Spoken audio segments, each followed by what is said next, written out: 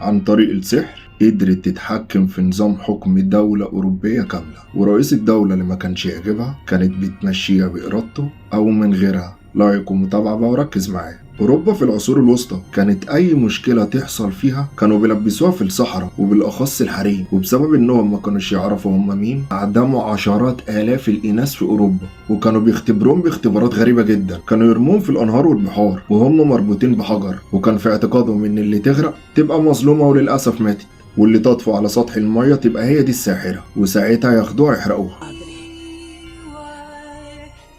Você é quem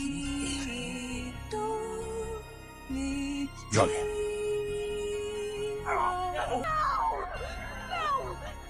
والدولة الوحيدة اللي ما كانتش بتعمل الكلام ده نهائيا، لا وكمان كانت بتحفز السحرة لحد وقتنا الحالي، هي دولة رومانيا. السحرة في رومانيا وصلوا لأقوى أنواع السحر، بيتعاملوا بالسحر الأسود وسحر الفودو وسحر التاروت، وكمان بيتعاملوا بمضادات السحر عشان لو جالهم أي حد مسحور يقدروا يفكوا له سحره. في سنة 2019 قدرت واحدة من أقوى السحرة في رومانيا إنها تخلي رئيس رومانيا يصاب بمرض شديد جدا. لا ومش هو بس، ده كمان عمدة بوخارست عاصمة رومانيا